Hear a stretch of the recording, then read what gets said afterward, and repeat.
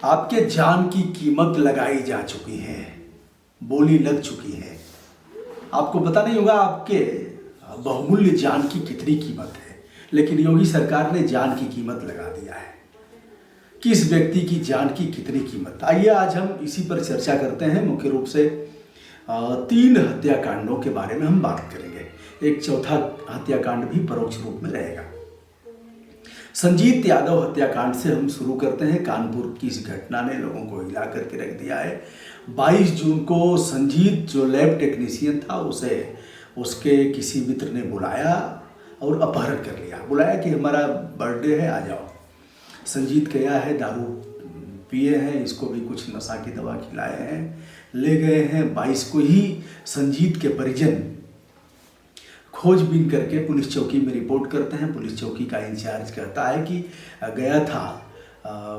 गया है मौज मस्ती करने, मौज मस्ती करके आ जाएगा, दिमाग खराब है तुम लोगों का, जैसी भाषा होती है। वहाँ से चले आए लोग। इंस्पेक्टर से मिलते हैं, संबंधित थाने के इंस्पेक्टर बोलता है कि गया है तो आ जाएगा, और वो अभी कुछ उल्टा सीधा कह करके कहता है कि मानहानि का मुकदमा दर्ज कर दूंगा, जीवन खराब हो जाएगा। इस तरह से आरोप किसी पर नहीं लगाते हैं।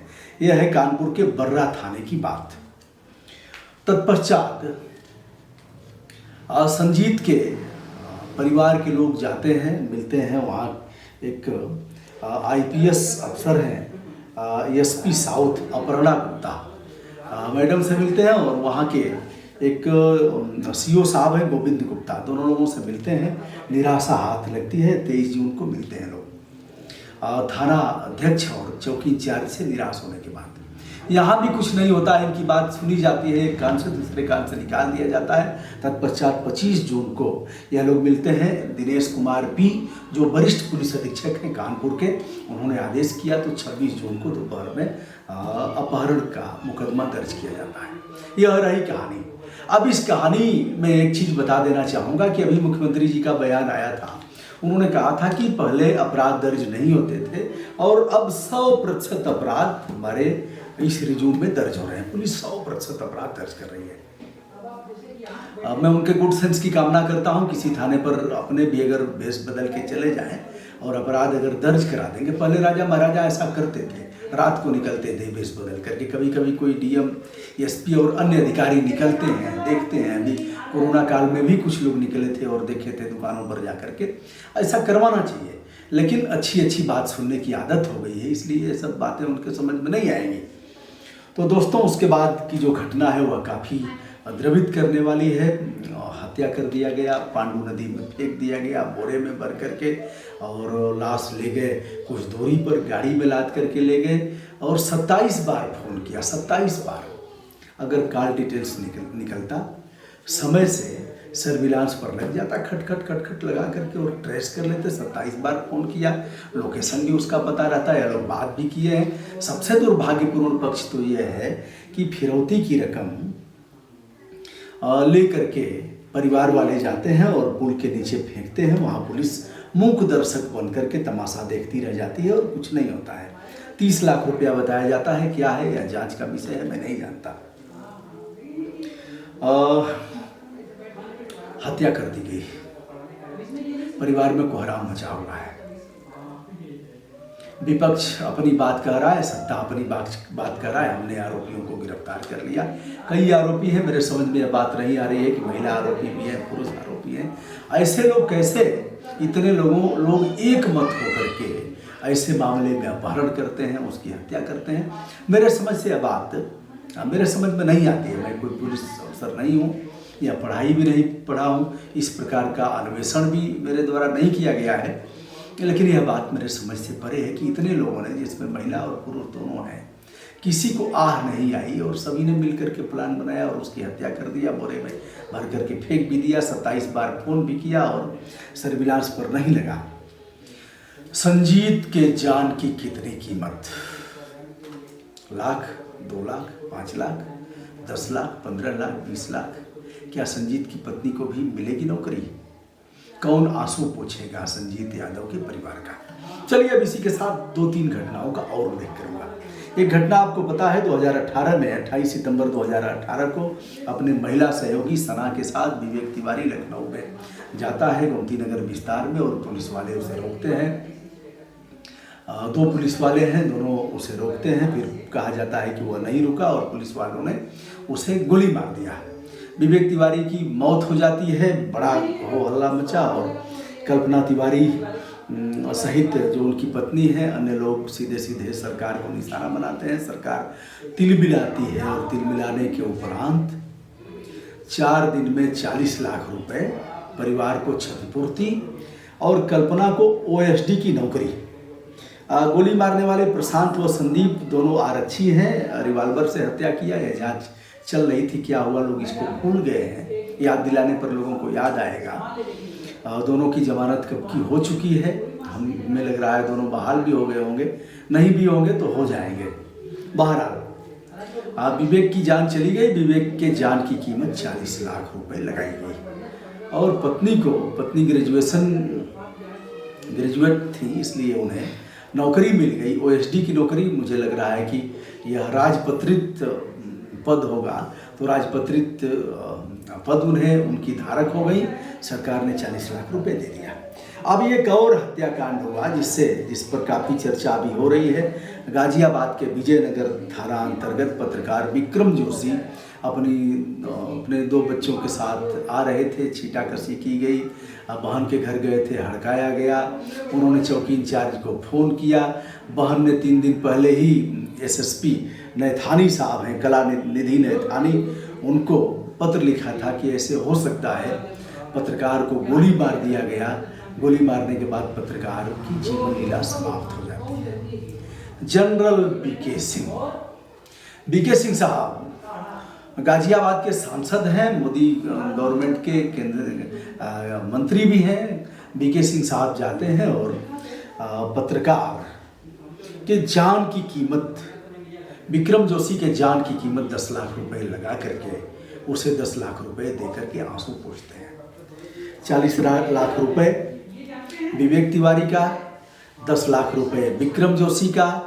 तमाम वर्मा जी लोग, स्वर्ण व्यवसाय से जुड़े हुए लोगों की गोली मार करके हत्या कर दी गई। हमारे गाजीपुर में ही एक ढेला नहीं मिला। हमारे एक आईपीएस मित्र ने मुझसे कहा था फ़ोन करके, उन दिनों वह पीएचक्यू में थे, पुलिस मुख्यालय इलाहाबाद में। उन्होंने कहा ब्रजभूषण जी, हमारे यहाँ अगर पुलिसकर्मी शहीद होता है तो उसे 20 लाख रुपया देने का प्रावधान है। पीएचक्यू से ही आता है, सारी चीज़ें लिखा पढ़ी में यहीं से आती हैं। तो उन्होंने कहा कि 20 लाख रुपए देते हैं यदि वह डकैतों से मुठभेड़ करते हुए वीरता का परिचय देता है, बहादुरी के साथ शहीद होता है, तो उसे भी 20 लाख रुपए, और ट्रक से वसूली करते हुए यदि उसकी मृत्यु हो जाती है तो भी 20 लाख रुपए। उन्होंने कहा भाई साहब आप कुछ कर सकते हैं, इस पर अभिलेख हम दे देते हैं और आप इस पर कुछ करिए। बहरहाल बात आई गई हो गई, पैसे और भी बढ़े गए हैं, लेकिन यह मुख्यमंत्री जी के विवेकाधीन उनका जो मत है उस पर आधारित है, किसके जान की कितनी कीमत लगाएंगे, किस जाति का कौन होगा और किस आधार पर कितनी कीमत लगाई जाएगी, कितना हो हल्ला होगा तो कितनी कीमत बढ़ेगी, कितना रेट बढ़ेगा। यह कीमत केजरी महाराज ने भी लगाया दिल्ली में, कभी कुछ अब 1 करोड़ कीमत लगा दिया है। तो भैया अभी चौथी घटना बताऊंगा। विकास दुबे के कांड में पुलिसकर्मियों को 1-1 करोड़ रुपया, 1 करोड़ रुपया सीओ को भी मिला, 1 करोड़ रुपया। चलिए सभी वर्दीधारी थे और सभी जवान थे, एक तरह से देखा जाए तो सभी। 1 करोड़ रुपया कीमत। भारत का संविधान कहता है कि देश में जो भी व्यक्ति रह रहा है, जो भी व्यक्ति विचरण कर रहा है, उसके जान माल की सुरक्षा का दायित्व राज्य पर है। राज्य पर यह अधिरोपित करता है कि जान, उसके बहुमूल्य जान की सुरक्षा राज्य करेगा। यदि राज्य सुरक्षा नहीं कर पाता है तो उसके लिए क्षतिपूर्ति देगा। तो भैया ब्रजभूषण दुबे के जान की कितनी कीमत है, और भेड़ चराने वाले की हत्या अगर रात में हो जाती है उसकी कीमत कितनी है, रात में सेंध मारने वाले आए अगर आपके घर चोरी करने, कोई अगर लड़ करके मरता है तो उसके जान की कीमत कितनी है। यदि रास्ता चलते कोई चोर उचक्का छिनैती करता है, लड़ते हुए कोई वीर गति को प्राप्त होता है, उसकी जान की कीमत कितनी है? मुख्यमंत्री जी, नियम तो बनाना पड़ेगा। संजीत के परिवार, जिस तरह से विवेक तिवारी हत्याकांड में विवेक की पत्नी को नौकरी दी गई, आधार क्या था, किस आधार पर आपने दिया? इसी तरह से संजीत की भी हत्या हुई है। विक्रम जोशी की तो और खराब स्थिति है, बेचारे पत्रकारों के हाल जानते हैं कि नहीं? चलिए इसको भी सुन लीजिएगा, थोड़ा सा धैर्य रखिए। सब जीवन जी रहे हैं किसी प्रकार, जिनका बड़ा नाम हो गया है, अच्छे पैसे मिलते हैं, कहने की ज़रूरत नहीं। जो बड़े बड़े एंकर हैं, जो महिला एंकर जिनको आप देख रहे हैं, जो पुरुष एंकर हैं, जो नामी गिरामी पत्रकार हैं, उनकी कमाई लाखों लाखों में है। नहीं तो 10,000, 8,000, 5,000, 3,000 जनपदों में नाम लेकर के कह रहा हूँ। बड़े बड़े समाचार पत्र 3,000, 5,000, 6,000, 8,000 अपने ब्यूरो को भी उतना नहीं दे पाते हैं, जिससे कि वह किराया का रूम लेकर के जिस स्थल पर तैनाती उसकी है, वहाँ वह अपने बच्चों को गरिमा के साथ पढ़ा सके, और एक गिलास दूध सुबह नाश्ता के साथ और एक गिलास दूध सोते वक्त रात को। मैनेज करो, कहा जाता है मैनेज करो मतलब करो, खेल तमाशा करते जाओ। अब कहने की ज़रूरत नहीं है।